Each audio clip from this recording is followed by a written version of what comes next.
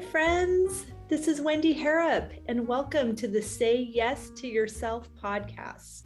On the Say Yes to Yourself podcast, you'll hear stories from women just like us who are adding the practice of saying yes in their daily lives in big and small ways, and as a result, are experiencing the truth that everybody wins when you say yes to yourself. Saying yes to yourself is a graceful unfolding, an intentional becoming of the very best version of you.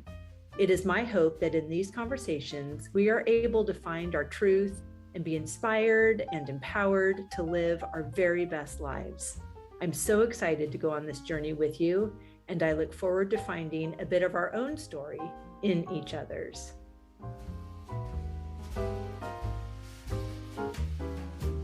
Bonjour, mon ami. Welcome back to the podcast. I'm so glad you're here. And boy, am I glad to be where I am. I am back in France. I am full of joy. Can you hear the smile on my face? It's almost hurts because I don't stop smiling the whole time I'm here. I love this place so much. And I am so happy that this is a part of my job. This is a part of the giant yes that I have said to myself over and over again by leading trips here for solo female travelers. And now I am collaborating with the Cognac Jewelry School. I will be here for 3 weeks total, but 2 of those weeks with clients at the jewelry school doing an all-inclusive, beautiful deep dive into gorgeous silversmithing and jewelry making. And it's at a chateau surrounded by vineyards. It's just so dreamy. I cannot believe that this is my life and that this is the life of the women that are joining us these next 2 weeks. It's just so fun. So if you would like to do something fun like that, of course, we have space in June. We have a spot in August. We have a spot. And then we have several dates in 2027, but I also have Edinburgh in July. There are just so many fabulous opportunities for you to say yes to yourself and be a part of my yes too. So I would love that. All those links are down in the show notes, and I am eager to share the joy that saying yes to yourself provides. It's a beautiful thing. And today's guest has given herself a giant permission slip and said yes to herself in a very provocative way. Today's guest is Marcia Martin. She was a pioneering force of the human potential movement in the 70s. She is a globally recognized speaker, executive trainer, and transformational coach whose impact spans 5 decades. She was instrumental in helping shape the careers of personal development icons, including Tony Robbins, Jack Canfield, and many more. Now her clients include Capital One, Warner Brothers, Chase Bank, and Hard Rock Hotels. In her new memoir, Sex, Power, and Transformation, Marcia shares an unfiltered and untold look at the explosive rise and inner workings of EST, the Earhart Seminars training. The warning signs of when a movement becomes more about manipulation than transformation, and how to discern genuine wisdom from the seductive pull of charismatic leadership. Sex, Power, and Transformation is an intimate and unflinching look at the price of devotion, the complexity of human relationships, and the enduring power of personal reinvention. Martin's story is one of redemption, resilience, and the courage to remain true to one's values, to rise from collapse to clarity, and build something enduring. I'm so eager to share this fun conversation with Marcia Martin. Marcia, I have to tell you, I am so looking forward to this conversation. when I first learned about your desire to be on the show, and your team sent me the PDF of your book, and I was in Paris, and I had some time before my clients were arriving, and I sat in the Luxembourg Garden reading the PDF on my phone. I was so riveted to just the beginning chapters, and also thought, how fun that I spend so much time in Paris that I think I can spend a whole afternoon just sitting in a park reading a book like Oh a my gosh. person. So I have so many good, happy feelings associated with our introduction that I know this is going to be a fabulous conversation. So thank you for being here. I'm thrilled to be here, Wendy. I've been looking forward to it too. And I just love that you love my book. And that's what people have been telling me. It's riveting. Sex, Power, and Transformation. Good title, right? It's a great title. And it's so funny because I took it to the hair salon this week to keep reading it. And when I walked in, I like the first thing I like put it with the cover down Yeah. because I was like gonna leave the station to go wash my hair and come back, and I didn't want anyone to be waiting for me at my chair to ask me all the questions. But yes, it is a great title, and obviously a page turner as well. It's funny because I tell my girlfriends they should take a copy, a paperback with them wherever. And whether they're in a coffee shop or, like you said, a beauty salon, just put it on the table and it's going to start a conversation. It's not really a how-to about sex book, but it's a lot of sexual politics, being a woman in a man's world. And it is the story of my memoir, my story in the human potential movement as one of the key architects of the self-help industry. So I'm so glad you're enjoying it. Oh Yeah. my gosh. And I want to dive into any and everything that you have to say about this. But I would love to start by asking, how are you saying yes to yourself in this season? Oh my gosh. I can't remember a time I didn't say yes to myself. Love that about you. I mean, even when things are down, I always know that the answer is yes. So Love I'm real. that. Right. Yeah. I mean, that's right. Isn't it? Like every journey that we're on has its ups and downs, but I figure that the universe gives me my experiences for a purpose. And whether I interpret them being sad or bad or hard or difficult, that there is meaning in them and purpose. And I always say, welcome the experience. To Yes. remind myself that whatever's happening, I should be with it and consider it best for me at this point and experience it fully in present time instead of telling myself this shouldn't be, because it is. It's not that it can be, it shouldn't be, it already is. So might as well look at it, go through it, and enjoy it and say yes. Yes, I love that. And it's true. And that's how I live my life. But I didn't ever put those two things together. So thank you for that. I love that, we know these things are happening for us, not to us. That's And very good. also know that we're not going to miss out on what's meant for us. And there's so much relief in that and exhale in that. Yes. And it's a gorgeous reframe for whatever is happening. But where your story starts, you're young. And so, I'm interested in hearing how you're reconciling like what we know to be true and what we've learned to be true and what our spiritual grounding is and what we've remembered from what we knew before we got here, like all the things, then how that interacts with our lived experience. And as you revisited everything for your memoir, you're doing it as the woman you are now. Yes. So what was that process like for you?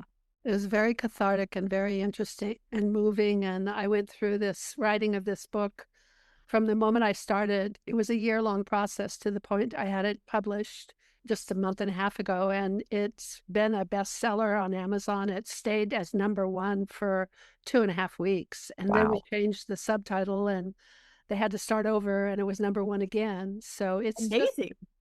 I think it's because it's one of those books you feel when you're reading it, you're inside of it. You smell it, you taste it, you see it. It's like you're living it yourself. And then you reflect on your own experiences because it's my story, but my story is reflective of many stories. It's the story of a young woman growing into womanhood in a man's world. And it also, for those of you, your audience that doesn't know my background, I was one of the original founders of EST, which became Landmark Forum. It was called Earhart Seminars Training in the very early days. And we started with one seminar of 30 people. And I became the senior vice president. And I was at a very young age, my early 20s, so just really discovering the world myself. And in those 10 years, I was there working with Werner Erhard, who was the founder. We built it from that first 30-person seminar. By the time I left, there was almost 800,000 graduates. And Wow. now Landmark has a graduate base of 3.5 million around the world. So what we did in those beginning years created the foundation for an organization to become sustainable and expand.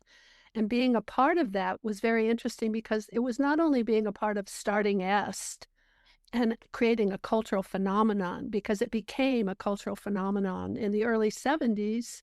And we were in San Francisco. It was the time of the birth of human potential and self-help programs and people discovering their own inner power and their responsibility and how to be at cause in the matter instead of thinking you're a victim of your circumstance. So it was a powerful time. And then because of my work, I went on for many years being at the beginning of and part of the major part of building other organizations like Tony Robbins' company. I ran it for 2 years in the mid-'80s and helped take him national and helped him launch his book, Unlimited Power. I co-created the Transformational Leadership Council with Jack Canfield. I work with Jerry Weintraub in Hollywood.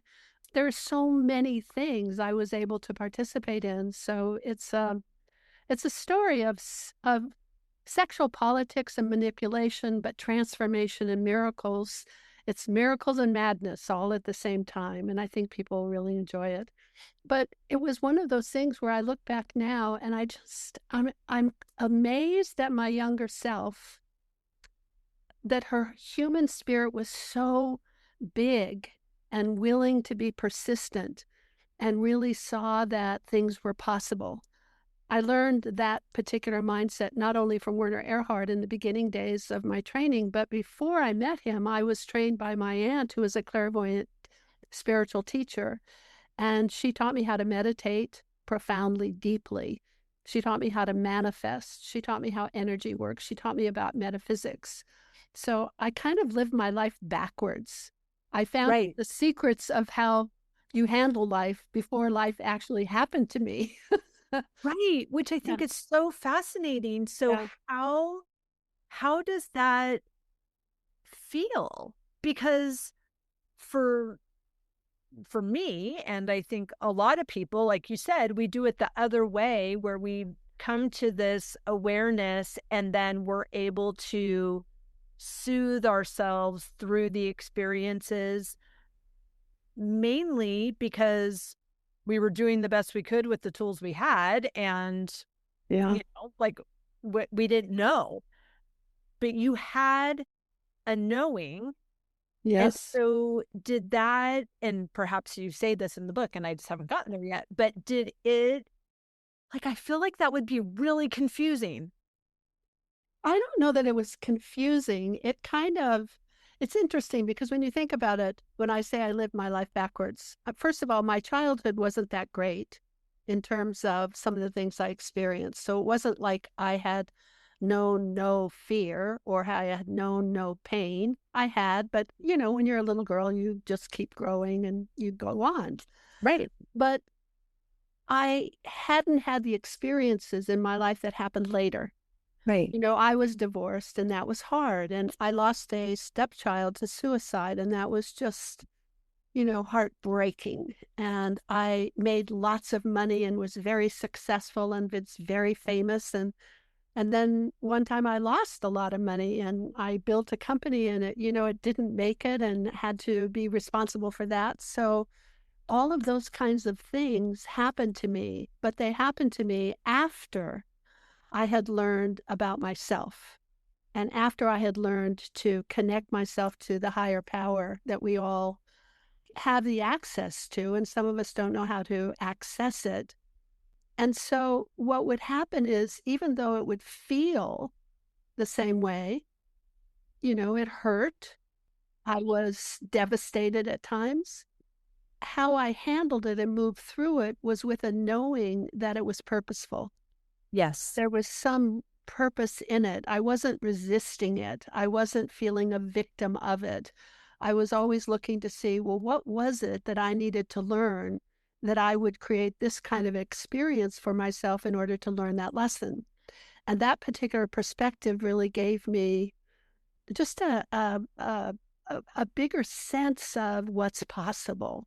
I think it made the journey a little more fun, even though it was at times terrifying and fearful and horrible, and I cried and all of those things. But it was done with this knowingness that it was okay and it's all going to work out.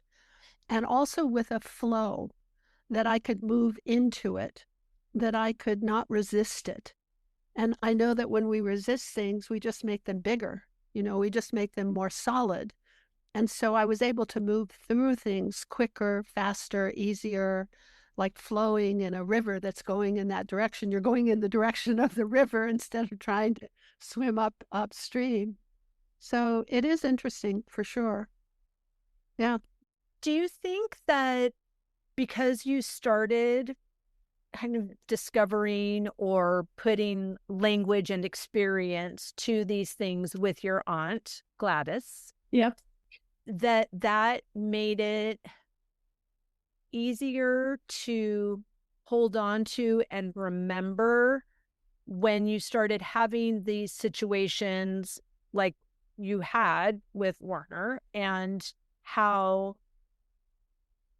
sometimes, and I guess what I'm asking is, sometimes when we have these enlightening experiences, the people that are associated with saying whatever we needed to hear for us to remember what we already know, and then something happens with that relationship with that person, it can sometimes cause us to discount all the good that came out of it. So do you think that because you had some of these practices with your aunt and that was like a safe continuing relationship, that you were able to separate, well, this situation is not in my highest good, even though this person is a teacher of this? I didn't look at it that way. And I think that's why the book is so compelling. Yeah. Is because the book has both the light and the dark. It has both sides of the coin. It doesn't, I don't come out of this book looking that great sometimes. I mean, I share my own frailties and my own mistakes and my own things that I realized I wish I hadn't have done that or acted in that way, and to take responsibility for them. So I think that most people live their lives where they will only want to look at one piece of it. Right. And I actually think that's one of the problems in the whole personal development industry, and having charismatic gurus and transformational teachers and thought leaders that seem to have it all together. And so we think that, oh, that person must know what's right for me because it looks like they have it all together. But boy, I've been right there with most of the major transformational thought leaders of our time. And I know they don't have it all together. And I know I didn't have it all together and still don't have it all together. It's a journey. When I lived in Aspen, Colorado, I learned that when you get to the top of the mountain, what you find is another mountain. And I think that people need to learn that about life, that, once you learn something, it's not that you now know it all. It's Right. that you're ready for the next thing you need to learn. And it may be just as uncomfortable or just as hard or just as difficult, but that you get to learn from yourself how you respond. And, Right. and I also know that we all bring our patterns with us. And that's one of the threads of the book is the patterns that we take on and the decisions we make when we're very small children because of the environment we're in, because of what our parents have taught us, because of what we saw, and then we misinterpreted what it meant. And then we made decisions about how to compensate for that. And we have that through our lives as a motivator, or as it's almost like an embedded pattern that kind of runs your life, right? And I was able in the book to see my patterns, and I was thinking towards the end of the book was, here I am again wanting to please a powerful man, because that was one of my patterns. I wanted to be the best and look good for my daddy, and he was a hard man to please. And so I just realized how deep those patterns are. You think you know it and you've learned it. And so now you can go on and have that handled. And then it pops up again. And you just go, wow, here I am again, the same little girl wanting to please a big man. So I just think that life is one of those journeys that you need to learn the flow. And I think that you can't be in the flow until you realize who you are. Because to know who you are means you have to go within yourself. The answers are within. And most of us as human beings try to find our answers outside. We Right. want agreement. We're so afraid, or we're not confident enough of our own knowingness that we look to somebody else that must have the answer. And I think that something happens, especially in the world of transformation or personal development, when there are teachers that put themselves above, because power is very addictive and seductive, and you just don't know how you're going to handle it until you receive it. I remember the times, in the middle of when we were building Est, I was at dinners with very famous people and staying at the best hotels and at the best restaurants and having thousands of people idolize me and come up and want to have my autograph. And it's very, you have to know yourself not to have your head turned. And Hmm. I think some of the teachers get to a place where they forget that what they were really about in the beginning was to create a space for another person that was safe enough that that person could discover their own answer. Exactly. And then they became a person that had the answer for everyone and everything. And you have to be careful, because human beings want that. We Mhm. want to have somebody else know better. And we look for that, and when we find it, we think, okay, then I have to listen to that. And then all of a sudden we give up our own voice and we go along with the answer, even though there's a little bit of ourselves saying, this isn't right, or I shouldn't, or I'm not sure. But because everybody else is doing it and it's the way everybody said, and the charismatic leader is saying this is the way it is, we forget who we are. So I just think you have to be careful. It's not that there's not both sides, the light and the dark, in every single person. We all have our shadow side. Mhm. And so when I'm working with powerful people and promoting them and building companies for them, I have to really remind myself to stay in my own power, Right. because it takes a lot of courage to say no when everybody around you is saying yes. That's right. And I learned some of those lessons very deeply. So I'm appreciative of my own experience for sure. Well, I am also appreciative of your experience. And I love that you decided to write the book. And I want to hear about that process. But what I love about it is that, like you said, you are telling your story, but you're not making yourself as the hero all the time either. Like you are I like, wish. right, but you're being Yeah. honest. And I think that, sometimes when, a book is written and it's like whistleblowing or, something like this, it's an expose into something that sometimes the person speaking either creates a persona that is without fault or that it makes sense, or we think that we can't say anything about our experience because we weren't blameless 100% of the time, so that somehow, because we weren't perfect, this bad behavior can't be exposed. Yes. And I want people to know my book isn't a takedown. It's not a Right. tell-all. It's not. And many people have come to me and said that they felt I was so loving in the way that I shared what happened, and I really honored people. And Mission accomplished. thank you so much. I appreciate that. But I think that we all have to be willing to be authentic. Yes. And in its authenticity, I realized I was doing things I didn't really think were the right thing. And then I realized how much we find a way to justify that, because it was very heady in that time of human potential, because it was a cultural phenomenon. Right. You know, we went from 30 people to 60 people in a seminar to 125 to 250, and then to 250 a month to 250 3 times a month, and then in one city to 6 cities to 10 cities to, and then all of a sudden hundreds and hundreds and hundreds of thousands of graduates. And that can be heady. And you have to understand that you need to know yourself. And at times I feel we don't know ourselves. We do make mistakes, and the mistakes are for us to learn. So I don't make myself wrong. I don't make other people wrong. I don't think people are evil or anything like that. I just think we all have patterns. We all have our own shadow side. We all have our own mistakes, and how we handle them, I think, is pretty interesting. And it can be an interesting journey to find out about the path that someone else has walked, and what they decided and how they decided it, and then how they got out of it, and how they, went and rose from the ashes after they were defeated. And that's exactly what my book is. And I think it's the story of everyone. So. For sure. Well, and I just appreciate your vulnerability and your generosity in sharing the story.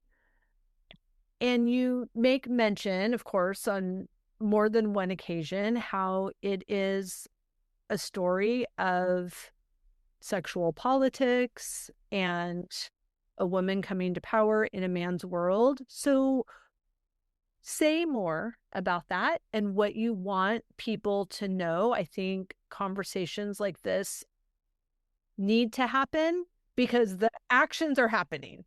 And Yes. I think that when we speak about it, that there's a camaraderie and a permission to take some power back. Yeah, very well said, Wendy. Well, for me, it was interesting because one of my patterns is to please my father. And I think a lot of women have that pattern. Sure. I think a lot of women have been raised in a world where the patriarchal aspect of it is supposed to be right, or the man is supposed to be the head of the family, or the man is supposed to know the answer, or the man is supposed to be the leader. And we haven't been, as women, educated in our own strength. I think other countries do a better job of it. For sure. I think Europe, I think South America, I think women in certain countries have been in touch with their own power, and they realize that, they can get what they want, and they don't have to do what everybody else tells them. They have a voice. And there's problems in that aspect of it too. You have to learn how to be authentic instead of manipulative. So there's so much to this whole dynamic of men and women. But I think that women in our country, in the Western world, have been kind of taught that men should know and we should follow. And I think that some men are very, very smart to know how powerful women are. And Werner Erhard was a man that knew the power of women. Okay. When I first worked with him, we were selling encyclopedias door to door. Right. That was the other part of our business besides filling seminars. And I learned so much from him. But the whole company was a team of women. Right. And he's not stupid he knew that women were powerful. And I think when women ourselves find out that we're powerful, then we need to learn how to yield our power, because it's not good to yield it like a man yields it. We're not, there's a yin and a yang. There's a reason that we're a woman and we're the feminine side of things. But it doesn't mean that we're unpowerful. It just means that we have a different gift, a different way of contributing our power. But I think that we've been taught that daddy knows the answer. The man knows. And you're supposed to be quiet and not talk and not share. And fortunately for me, I know it's just awful, right? Such an eye roll. I grew up in a world where because I had this gift of sales and enrollment, I was like a Pied Piper. People were attracted. And if you came into my guest seminar, you enrolled in this training, and we built a company, and I could get a team to get behind me and to follow me and to be inspired by me. It was a gift. And I think and you learned these scripts, like the unbelievable precision of like when to step in just to let the listener know, in the encyclopedia sales was door to door, and you're also speaking to women, but you had this methodology of this is how you say hello. Like you had to practice saying hello for hours and hours and hours until you said it in the right energy, but also gifted at having it be effective for you. Absolutely. And I think that people in Landmark, which is now the largest personal development company in the world, and there are miracles there in the classrooms, in the seminars, in the trainings, there are miracles. At the same time, it's become a little bit of a cult in the organization in that people don't listen except if you have the same perspective as they do. Right. Which is very interesting to me, because when we started EST, the precursor to Landmark, the whole purpose was to create a space where people could discover who they were and get in touch with that part of themselves that was powerful, so they could take that back into their world and make their world, their relationships, their family, their communities more powerful and work better. And I think that some of what has happened, and not just in Landmark, but in many of the big charismatic guru-led kinds of organizations, we get to the point where we need that community in order to be okay. When we were supposed to come in, learn the stuff, and then go back to our communities to make it better, now it's become, well, I hope you take Landmark because I can't really talk to you unless you have taken Landmark. And the miracles of Landmark are amazing. And other also personal development courses. There are so many people out there doing good things and sharing great wisdom.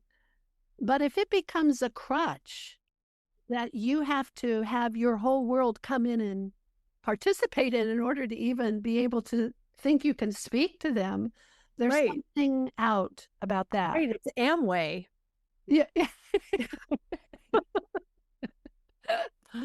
So anyway, I have my own perspective on that. But I mean, but like I said, there's the good, the bad, and the ugly. Sure. Well, and I love this, just your explanation of this, because I agree. And I'm doing personal development and spiritual development work as well. But why it's resonating is because I am trusting that I am the one that knows what's best for me, and I'm learning how to access that and act on that and invite other people into that knowing for themselves. Yes. But none of it is associated with one person, or, that's a person. And growing up in the church, it feels a lot like that. And that was a part of my movement away from how I spent Sunday mornings, was just, oh, that's a person's opinion about what they're reading, not actually God speaking. And because I was a little girl when I started it, it was just the thought system I created around everybody that worked at the church. And my dad was also a pastor, so that was, layering on top of it. And I believe that they were all well-meaning. Yes. And no one was mad. that I was super compliant and Yes. submitting to the godly leadership of my husband and all of those things until I didn't, until I had my own opinion and it was different. Then there was a Yeah. Caused a ripple. well, Yes. right, like because I was breaking social contracts, right? Like I'm no longer going to church, but I'm also no longer married. And so it is this movement, but it's not just replacing what I had at church or what I had in marriage with another teacher. It's Yes. It's a remembering, journey. It's yes, a journey of self-discovery. And also, I feel like the difference between dogma and your experience and your wisdom. So I think that churches, it depends on how they're led, because there's a lot of dogma, or it can be very spiritual. It can be very awakening. It can be very freeing. And I am one to give honor to the masters and to the wisdom that comes down through many thousands of years. I just learned, though, that there is a place where if it turns into dogma and it turns into you give up your whole yeah, voice and blindly accept something. And in the beginning of Est, Werner always said to us, and I'll always remember this, he said, and he would say to the graduates, here's some information. Here's a way to look at things. Here's some possibility for you to discover some things about yourself. Try it on, like you would go into your closet and try on an outfit. Try on this information. Try on this wisdom. Try on this particular perspective. See if it works for you. If it works for you and your life gets better and your relationships get better, then keep it and use it. And if it doesn't, throw it out. But then along the way, somehow that got lost, at least at the very top of the organization, where it had to be a particular way. And it had to be their way or the way and the answer. And that's what I think everybody needs to watch out for, not just in an organization, but in a family, in a team, in a business, in the way that you choose to run your life. It's like, take the methodology, take the wisdom, take the courses, read the books, have some kind of a guru that is a mentor to you, get a coach, all of those things. But then take that information into yourself and try it on. And then consider if it works or not, and have the breakthroughs from that, not from just because they said so, it must be right, and you don't know as much as they do, because you know everything for yourself. You just have to be quiet enough and courageous enough to go inside to be able to hear the wisdom that will be given to you if you're willing to go to that place. So, it's a journey for sure. It's a crazy journey. It's not for the faint of heart. right. But it's also easier and more empowering than just handing over all Yeah. your agency. Like, it's kind of, once you know better, you can do better, right? Like all of these things. But you're right. Like the work works, but it's also work. But I think there is a purpose for being a servant. In all disciplines, there's a time where you serve, where you have a master, where you have a mentor, and there's a purpose for that, because when you're learning something new, you really don't know. Right. And so, but you can't, for me, it takes on a different light when all of a sudden you have this awakening and you discover this and you go, oh, yes. Because in the beginning, you are using that kind of distinction of, is this for me? Right. Does this ring true? Does this feel right?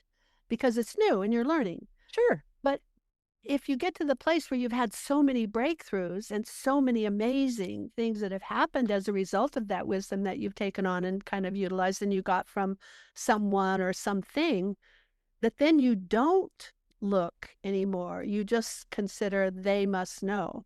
That gets dangerous. And we all, as human beings, it's easier to ask somebody else what works for me. I hope you have the answer, because it's too hard for me to find my own answer. Do you see? Right. So we Yeah. all kind of look outside of ourselves when we should be finding the place within. And finding the place within isn't that easy. It's Right. also a skill set because, and everything that you learn, you have to start as a beginner, which is very interesting, though, because beginners don't know the answer. Mhm. They're clumsy and wrong, and they don't look good. They're not looking that good. Awkward. Right. Awkward, yeah. And every human being is thrown to being right, looking good, and knowing the answer. So it's not easy to be a beginner. You have to be willing to be a beginner. You have to be willing to allow yourself to look like a mess and make mistakes. As you learn and practice, just like when you're riding a bicycle, the first time you don't do that well. And it doesn't matter how many books you've read about how to ride a bicycle, it ain't going to work until you've actually done it and practiced it and tried to embody it Yes. and get to be an expert. When you get to be an expert, there's another journey. And that's the part where I think it falls apart is people start thinking, I know it all now. I have all the answers. And I have not only all the answers, I have the answer that is right. And we have to just be careful and watch ourselves. Yes, I couldn't agree more. So, what is happening now that the book is written? What is happening now for you? Well, it was a very great experience for me because writing this book, I felt like, wow, I didn't realize how much I had to let go of. It was very cathartic. It was my childhood. It was transformation. It was the cultural phenomenon of starting a new industry. It was being a woman. It was going through life. It was, getting married, getting divorced, it was all of those things. And then I got to a place where I was very still after the book was written. And the book is magical to me. Like I had to read it so many times because we had to edit it and I had to approve it and everything. But I was always amazed every time I read it. I was so compelled by it. I was like, oh my God, this is so interesting. I love that. It grabs you no matter how many times you've read it because it's not just my story. It is everyone's story, depending on, what you go through. But can be everyone's story to reflect. Right. And it has that magic. And so now I think what I want to do is I've been working with corporations for many years. I go into corporations and I do a 3-day leadership training with the key executives. So I take anywhere from 20 to 50 key executives of an organization and I teach them all the things I've been taught. Okay. Only I've put it into a vernacular of championship performance and leadership and communication mastery. So it's skills that people want to learn, but at the same time, it's the wisdom that I have lived my whole life and been a part of due to the experience I've had. And so I kind of call it now, it's like the ABCs of being an effective human being, or the ABCs of leadership, or the ABCs of peak performance. And what I've discovered is that when you learn to read, you learn the ABCs. Right. Now think about that. The ABCs, you didn't know what they meant in the beginning. It was just a letter and a sound, and you didn't even know why you were learning it. Right. And then after that, you learned it could make a word, and then a sentence, and then a paragraph. And pretty soon you're reading Hemingway. And when you read Hemingway, you don't think about it. Right. You're in a world and you can interpret this world and able to maneuver this world with great expertise. But why? Because you know the ABCs. Right. It's the foundational principles and the basics that make that whole world available to you. And I've put together a program, and I'm wanting to put it in a digital form and do it for an online audience as well, maybe in weekly segments. I haven't really decided yet, but it's what I've been doing in corporations that really works, where if you learn these key principles and concepts about how it all works, how your mind works, how your emotions work, how your body works, what are the laws of the universe, how does communication work, what causes inspiration, what causes motivation, how does perspective have anything to do with it? So there's some basics, okay? And I've been able to, over the last 10 years, put it together in such a way that it's a moving experience. And you don't even know what's happening until the end, really. You're Sure. learning all of these different things, but all of a sudden at the end, it all fits together. And suddenly it's like reading Hemingway. And then you suddenly realize, oh my God, my leadership has changed. My ability to listen has changed. My ability to communicate and connect has changed. So that's what my next work is. Ugh, that's amazing. What you said about that process and asking those questions, are they, I mean, I just love that question. Like, how does inspiration happen? Oh, I only know when it has. I don't know. I'm assuming everything I did before is what made Yeah. it happen. But to identify and segment out, is that what you're teaching people to do in that process? Yeah. So then they can recreate the environment where their teams are so that they can be Yeah. inspired. That's I amazing. had a GM of a major hotel call me, and I had worked with him before when he was at a different hotel. And he called me up and he says, Marcia, I need you. And he had to put together his hotel in 90 days Oh, from not having any staff and any systems and any equipment or anything, right? And it was taking on a new brand. So it was kind of from zero to opening in 90 days, like 8 restaurants in the hotel oh and, my the whole, gosh. I know, just it was an Yeah. impossible task. And so he said, everybody hates each other because of course they do. You've got a couple hundred people that are trying to do this impossible thing, and they're all going to be blaming each other and Right. fighting each other and competing and all sorts of things and not liking each other. And, he said, only you can do what you do. He said, I've realized I haven't found anybody else that does what you do. He said, come in and make this a team. Went Mm, in and did the 3-day, and it literally in 3 days, people are working together and they're committed to each other and they're clear on how they connect and it's a whole thing. It's magical. that Just is like all the magical. things that I learned and that you learn about in my book, you learn how it happened. It's magical. And so that's what I want to do for the next, I don't know, it's kind of Marcia Martin point Right. 8.0. You'll know when. You'll know when it's time for something Yeah. new. Oh, I love that, Marcia. It's so good. And you're such a gift to keep Thank you. sharing what you've experienced and what you are evolving to and continuing to know, and how that is fine tuning your practices. And I love that you're implementing it into so many industries, and how this can really have beautiful ripple effects. I'm also thinking of working with women. I think that that's a special thing that I might take on now, is doing some to empower women and have them really discover what a woman is. Because I think women talk to men as if the guy is a woman, but just with a lot of hair. And I think a man talks to a woman as if she's a man, just more emotional.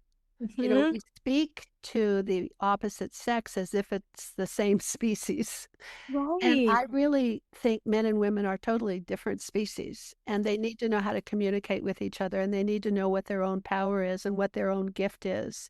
And when you know that and you can align it with the other half of you, it makes a whole piece.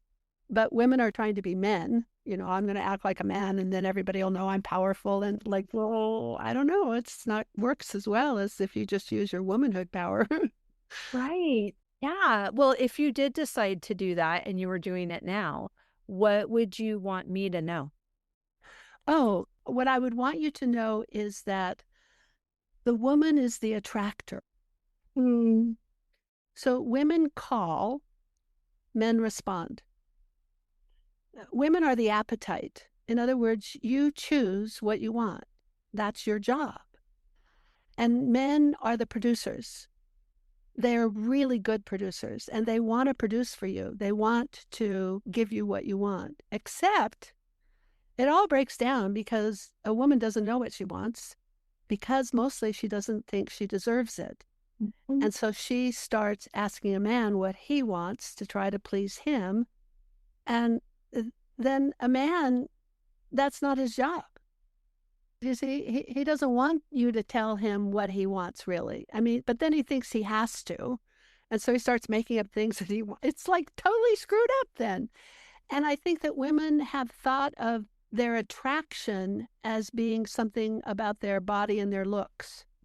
It's not. It's attraction is not about if you have your makeup right or your hair or you're the right weight. And women have gone to the place where they think that's it. If I get myself really attractive, but attraction is a different thing. It's your ability to call forth. It's your ability to create. And women shy away from that. They don't understand that and how to deal with that. It's very profound, I think. So that's one of the things that I would share. I love that. Thank you. That's such a yummy takeaway. I appreciate that. Good. Thank you. Well, I have loved this conversation, Marcia. It's I love this too. brilliant and amazing. Please tell everyone where they can find and follow you, how they can get their hands on the book, and if there's anything else you want to add in closing that you want people to know, we're here for it. Awesome. Well, you can find me by going to my website, marciamartin.com, and it's MarciaMartin.com. And you can find a tab there to get my book. You can find a tab there to get my coaching. You can find a tab there to get my corporate training. And my book is available on Amazon. The name of the book is Sex, Power, and Transformation by Marcia Martin. And I would love everybody to get this book because it's a good book. It is a great book. And I think what I would love to leave people with is there's a real simple mantra that I have and I give to other people that just if you stop to think about it, and that is center first before you act. Center first, then act. And what I mean by center is you need to get yourself centered. And centeredness is when you're present, you're open, and you're open and you're connected. So present is you need to be here now. And most people aren't here now. They're thinking about the past or worried about the future. Or they're trying to think of what to say while you're talking to them, and they're not even present with you in the conversation. And openness means that you could consider something possible, even if it is in disagreement with how you feel. It could be okay for that person to have that particular opinion, and you don't have to tell them that they're wrong, but it's not that you're agreeing with them, but you could consider it's possible. You could be open to it. You could allow it to exist. You don't have to stop it. You don't have to resist it. You don't have to tell them they're bad or wrong. You don't have to justify your position. You can just be with them and consider it's possible, whatever they're sharing, even though you don't agree with it. And connected is really coming from the place where you really know you're part of it all. You know, the ocean is a huge body and the waves crash on the rocks. There's a spray that goes up and it's an individual droplets come out of the ocean as individual expressions of the bigger whole of the body of water. But it doesn't mean it's not a part and not connected. It's just an individual expression. And I like to say we're like that in terms of the divine connection, that we're all part of the same DNA. We're all part of the same consciousness. We're all part of the same magnificence, and we're all part of the love. But we have our individual personalities. You know, I'm an individual expression of the whole called Marcia. And if I can operate like that and know I'm part of everything, then I don't consider I'm separate. Something changes about the way I relate to people. So if you can be centered first, and it's something, sometimes you need to breathe and get yourself back in your body and back in present time and back actually seeing the person in front of you before you act. Because if you act before you're centered, you're reacting, you're not responding. And the power of a human being is to be able to respond effectively to the environment. But you can't choose a response if you're not here, if you're not centered. You're just a reaction doing it automatically. So that's my mantra for people. And my last words is center first before you do anything. Don't speak until you're centered. Don't push the button until you're centered. Don't answer the phone. And center first, then act. Thank you. That is so generous. And we will put all the links down in the show notes to make it easy for people. But thank you so much, Marcia. I have loved this conversation. Oh, thank you so much. And God bless you. Thank you. You too.